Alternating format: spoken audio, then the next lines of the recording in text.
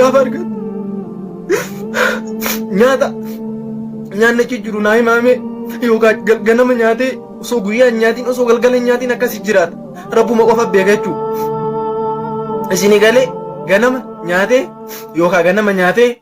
osoo guyyaa nyaatiin galgala osoo nyaatiin buluu danda'a yookaan dheebotee achi keessa aduu argee jiraata garuu jechuus taas Kamaal Eebboo jiruu fedhe jiraachuu danda'a nuu olitti wallahi alazim ana oli jiraachuu danda'a si olitti bakka fedhe biyya fedhe Awustiraaliyaa Ameerikaa Awurooppaa biyya fedhe keessatti jiruu maradhatee jiraachuu hin danda'a. Ani fedhu jireenya dhuunfaa kiyya haanatti haafuu jireenya dhuunfaa kiyya natti haafuu sini galaami jireenya dhuunfaa kiyya natti haafuu ani dhuunfaa kiyyaan akka fedhe jiraachuu ni danda'a garuu hin barbaadu jireenya dhuunfaa kiyya natti haafuu ummata kiyya kana saba kiyya kana ummata kiyya kana akka irraa dhaladhe kana jiruu gaarii akka isaan argan barbaada lubbuu tiyya takkattii tana kenneefi isaan akka jiraatan barbaada jedha. Nuti maa du'ee miti obboleeyya wanni nu hubachuu qabdan qabxii kana yoo du'e of course hin duuna atiin duuta atiin hadha nan dhageeffattu hin duuta anin du'a abbaan kiyyan du'a kullu man alayhaa faan rabbiin nutti hima kan akka duuta rabbiin nutti hima zaahira daarektilii argaa jirra guyyaarra nama dhabaa jirra guyyuurra namni hin du'a abbaa keenna du'a haadha keenna du'a fira keenna du'a hiriyyaa keenna du'a namni hin duune hin jiru kullu nafsin dhaa'iqatul mawt aayaa meeqaatama keessatti akka duunu rabbiin nutti himee jira. ربي نتي ميجر اسم مقرر يا ربي ونقص من الأموال والأنفس والثمرات وبشر الصابرين ربي نما جالتني سنجلا فولي أبين سنجلا هدسه وانتو تهدود أن اسم مقرر ما كناف أكدونني أمنا نتي إنه نلوا إنه يو نم يفنجو أني لا تسيتها سؤالني دون أكيد لا جيفت لني دون ما دو إيمتي سني كلامي نم نكون جرو غاري جرو كالي جرو في الإجراء شو دندا نتأمل رو kagaafataa jiru ammallee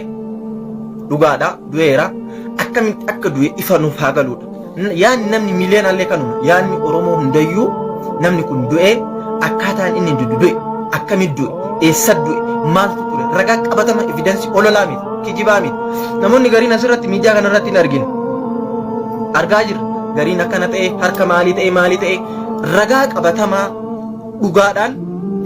haga nuuf dhufamutti hin fudhatinaan amanu dhugaadha kun. Garuu wanni jiru numa jira wanni haasa'amu numa haasa'a waan san daarektilii ani qabu akka nama tokkootti waan haasa'amu gurra kiyya keessa waan kumaatama jira gariin ebeluu akkana godheedha ani ammoo tunuu waan san daarektilii waan hin argineef dubbachuu hin barbaadu maal rabbiin waan tokko faayidaa faasiqun binaba'in fatabayyanuu jedha rabbiin yoo wanni tokko isin dhufte dura adda baafadhaa jedha isin galeemi an kanaafin akka kiyyatti akka hamzaatti akkamitti akka inni itti wareegame an rabbiif iftu haaliqaaf dhiisaa achi gaditti wantoota kuma gurranu jira kumatu gurranu jira kuma san keessaa tokkuma dhugaa ta'a an kana ajjeesee hin beeku dhugaa daarektilii ummataaf ibsaa qabsoo tana keessatti dhugaa isin hin qabsoo tana keessatti inni wareegamaa jiru jalqabarraa ummata keenya sheeka garteetiniin qabsoo seenu hedduu arginaa faallaa san immoo namoota qabsoo seenu hin argitu mee hedduu namni qubee kanallee boci namni alaabaa kanallee ta'e namni qabsoo tanallee durarraa hoogganaa ture eenyunni ummata keenya jechuudha garuu ummanni keenya qoodaa hedduutti hin argatu namni ustaz Kamaal Eebboo jechuun nama jaalala guddaa ummata biraa qabu akka fedhetti nama jiraachuu danda'u agartanii akka nama fedhetti akka jiraachuu osoo danda'u jiruu nu olii osoo jiraachuu danda'u jiruu kana ani ofii kiyyaa dhuunfaa kiyyaa paarsinaali jiruu san hin barbaadu ofii kiyyaa akka fedhetti jiraachuu hin danda'a garuu hin barbaadu ummanni kiyya atiin hadha na dhageeffatu ani naasa'u kun jiruu gaarii haa jiraannuuf jiruu bilisa haa jiraannuuf jiruu bareedduu haa jiraannuuf bakka san filate jechuudha. Achi durallee maal akka isa ragaa ture numa dhageenya quba qabnaa ammoo waan hunda dubbatanii waan hundallee dhiisanii waan daarektilii hin eegganna wanni warri waan kanarra dalagaa jirtan kijibaa miti kijiba oduu feesbuuk irra deemu osoo hin taane daarektiliidhaan akka nu dhuftan barbaanna daarektilii ragaa qabatamaa wajjin akkamitti akka wareegamu beeku barbaanna waan ta'eef kana beekuun ammoo tunuu jibbaa miti gandummaa miti takkaa gandummaa leellisnee hin beenu leellisuuf illee hin jiru wanna kana dubbachuun gandummaa yoo ta'e nama namarraa wareegame haasa'uun gandummaa yoo ta'e gandummaa ta'u bareeda rakkoon qabu nuti dhimma irraan qabu nuti waa'ee gandummaa irraan dalagu namni kun nama dhageettii guddaa qabudha. Akkuma namni gaafa qabsootti seenu namni kun akkuma qabsootti seenu namni hedduu isa jaalatu namni hedduu isaaf gammade namni guddaan tokko gaafa qabsoo seenu namni hedduun isuma gammadu gaafa inni hedduullee nama hedduu gadda ilma namaa kanarraa gaafa namni hedduu nama dachiif samiin agarteetiin isaaf gadditu jirti nama haywaan hundi isaaf gaddu jira nama gaafa inni hedduu immoo namni takka keeri sangoonee jira ustaas Kamaal Hebboo immoo nama agartee kalaama rabbii barate nama agartee haqaa nama dhugaa nama lubbuu ofiitiif osoo hin jiranne ummataaf jiraatu waan ta'eef nama dhageettii guddaa qabu kana akkuma inni dhageettii guddaa qabu hattan bar waan biraa hafu janaazaa isaa irratti hin salaan reeffi isaan argin namni gariin an reeffi janaazni ustaas Kamaal Hebboo Baalee roobee seenedha isa akka information argatanii hin beeku ani wanni jiru kun soba reeffi Baalee roobee seene hin jiru reeffi Baalee roobee hin jiru quban qabnu nuti dhageenya asuma keessa jirra amma yoo hin jireettan nu fida nu amansiisa dhaynee irratti salaanee janaaza du'aa goonaaf isini galaami kanaafu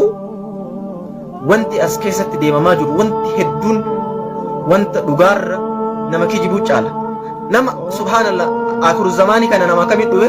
nama du'a namaatiin daldalatu caala nama youtube guddifachuuf deemu nama facebook guddifachuuf deemu subhanallah rabbiin sodaadha khaliqa sodaadha khaliqus samawati wal ardi sodaadha يا أخي دعاء نمات من دلدلت إنما ميك دعاء نمات من دلدلت سبحان الله يا أخي الدنيا غنيا تتنافج دعاء بدا دعاء رياليتي كنافو وان كبتا مجروتك وان برولت إنسانه ناسوفنا وان برو إتسانه ناسوف يو أگر تنيتني دايركتلي وان كنرتي وجتا ما جرا دبي كبتا ما يو كبتا نباسا وان نتأمل لجراجر وان نتأمل هزاجر ربي نساء رمو أستاذ كينيا ربي أغرتي جنة الفردوسي كيست في رفيق الأعلى أغرتي بك ربي وفي جالة سر ربي نساء قبسيسو أستاذ كمال هبو نما أغرتني حركة مرقاتي قرآن قباتي أمانتي سا قباتي بتار أن اللي قبسو قباتي ديمي نما لجو ربي ساليه دغني مالي في ساونو تانا نما ربي ساليه دغني أغرتي نمني غري دعا نساء جراجال نما غري دعا نساء جراجال دعا نساء نما غري مو جرا نساء يو كدعا نجين نجر أستاذ كمال هبو دعا ميتي جرا ميتي دعا نساء جرا nama caalu nama dhageetti qabu nama rabbooma qabu nama rabbiif bulu bashasha fuulli isaa Kamaal isin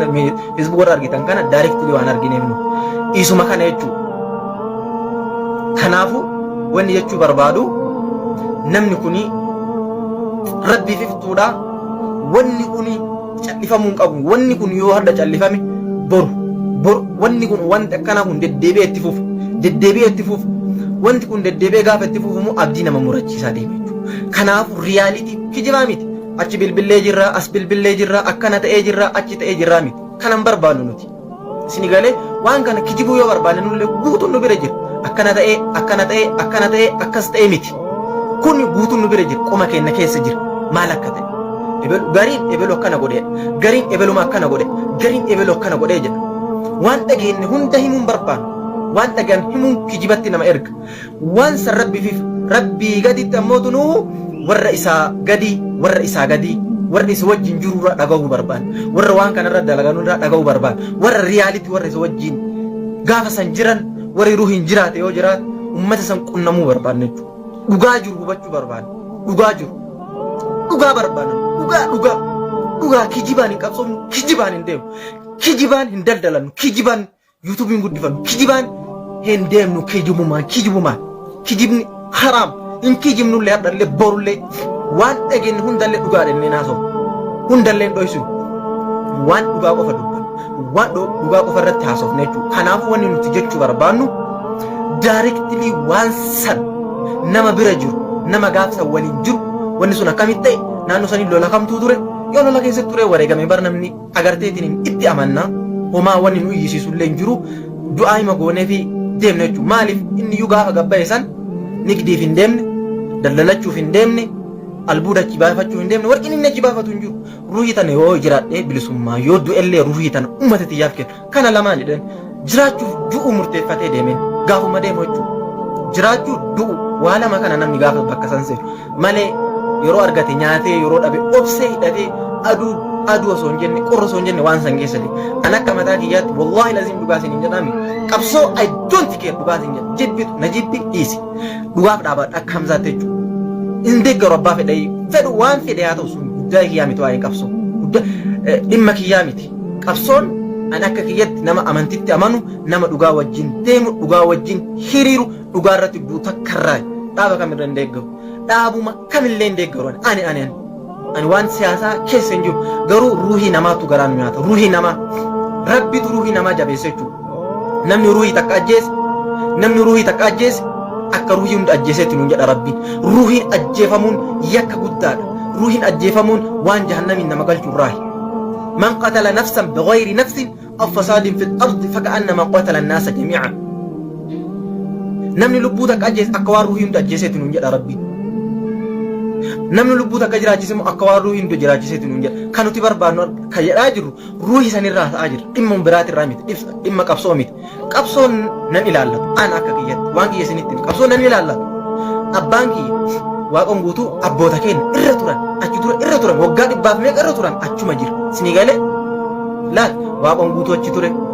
jarraa abbaa gadaa achi ture elemoo qilxuu achi ture maaltu jirame achuma jira nuti haddallee waggaa 150 mallee durallee du'aa jiru haddallee du'aa jirra jechuudha wanni argame maaltu jira duutee namni du'e malee waan nu dhufeen argine sinii galee mi du'u qof jiruu ofii oofachuu fi rabbiin kadhachuu irra jira rabbiin kadhachuu kanaafu waan isin hin jedhu an qabsoo irraa haasa'an jiru qabsoo kan hin deeggarraa yookaan hin deeggarruu miti dhimma kiyyaa miti sunan qabsoo oofachuu dandeettan nan ilaallatu oofachuu dhabuu dandeettan nan ilaallatu sun waan kiyyaa miti qabsoo keessaa akkanatti fudhadhee jira because maaliifi namni osoo du'e namni si yaadatu hin jiru osoo dhahamtee namni waan kanaan agartee wal'aansa haa deemu jedhee si yaadatu hin jiru guyyuma takkaa lama si booyan kanaafu wanni sin jedhaa jiru dhimma ruuhii irraa haasa'an dhimma ruuhii amma duutitan ruuhiin tun kabajaa rabbiin bira qabdi ilma namaa biratti illee qabdi nu biratti illee kanaafuu wanti jedhaa jiru haddallee borullee wanti nuti jedhaa jirru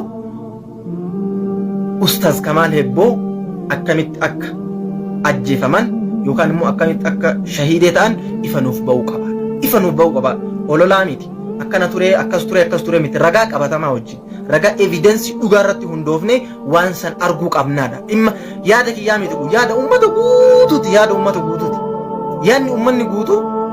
ka jedhaa jirru waan baay'illee haasa'uun barbaadu namni aare dogoggora hedduu keessa seenaa waa hedduu laaqqata namni emotional ta'a of agartee raggaasisuu hin danda'u of qabuu hin danda'u namni agartee aaree waan tokko itti dhagahama jechuu namni irraa du'e ustaaz Kamaal Hebboo Hamza irraan duune ustaazota irraan duune nu hunda irraa du'e jechuudha Baale irraan duune Arsii irraan duune Jimma irraa miti Harargee irraa miti Wallaggaa Walloo irraa miti Oromoo hundarraa du'e ustaaz Kamaal Hebboo nu hundarraa du'e ummata kan hundarraa du'e kanaaf nuti akka kennatti ka jedhaa jiru Baale ani akka Baale miti akka Hamzaa miti ummanni hundi nu wanne barbaadaa jiru ustaaz Kamaal Hebboo illee Baaleef qabsaadhee achi hin dhayin ummata nuuf jechuu generalize hunda kennaaf kanaafuu ka jedhaa jiru ammallee borullee wanti nuti jedhaa jiru dhugaan isaanii ifa nu haa ba'u ragaa qabatamaa wajjin ragaa evidensii yeroo san lola ture maalii ololaa miti lola ture nama achi ture hunda wajjin nu amansiisuu qaban eenyu ture ustaaz Kamaal Hebboo bakka san dhaqan eenyu wajjin dhaqan nama meeqa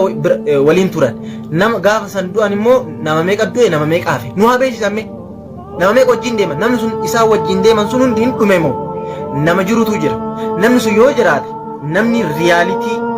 dhugaa irratti hundaa'e nu amansiisuu qaban dhugaan nu ba'uu qabu ka jedhaa jirru kana rabbiin agartee qubsuma isaanii jannatul firdawsii haa godhu rabbiin fi rafiiqil a'laa agartee jannata ol aantu san keessa rabbiin haa qubsiisu warra agartee nuufillee sabrii haa kennu warra isaaniitiifillee sabrii haa kennu nuundaafuu sabrii haa kennu rabbiin dhugaa isaanii haa baasu rabbiin dhugaan jalaan dhokanne rabbiin qaadir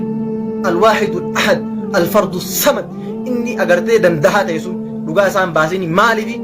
nama ustaaz Kamaal Hebboo nama rabbiin qabate nama quraana kalaama rabbii akkana qabatedha nama kalaama rabbii akkana qabate nama kalaama isaa qabate rabbiin hin hongeessu kalaama isaa qabate rabbiin ustaaz Kamaal Hebboo quraana kalaama isaa qabate saniif jecha fala nu haa fidu rabbiin dhugaa isaa haa baasu rabbiin haqa isaa haa baasu yenna du'aadhaan bira dhaabachuu irra tasumayyuu hin dagannu waan kun guyyaa 2-3 callifamuu qabu wanni kun irra dalagamuu qaba namni irra dalagaa jiru yoo jiraate riyaalitii saniin guyyaa takka 2-3 iyyinee callisuu hin qabnu waan kana irra dalaguu qabnu jechuudha namni tokko yoo du'e namni miliyoona laayii fiyaasa gaafa ustaazni du'an immoo callisuun sirrii miti hundi keenya iyyuu baanee waan kana irra dalaguu qabnu kanaafuu ka jedhaa jirru gabaabumatti dhugaan isaanii nu haa ba'u ragaa qabatamaa ragaa sirnaa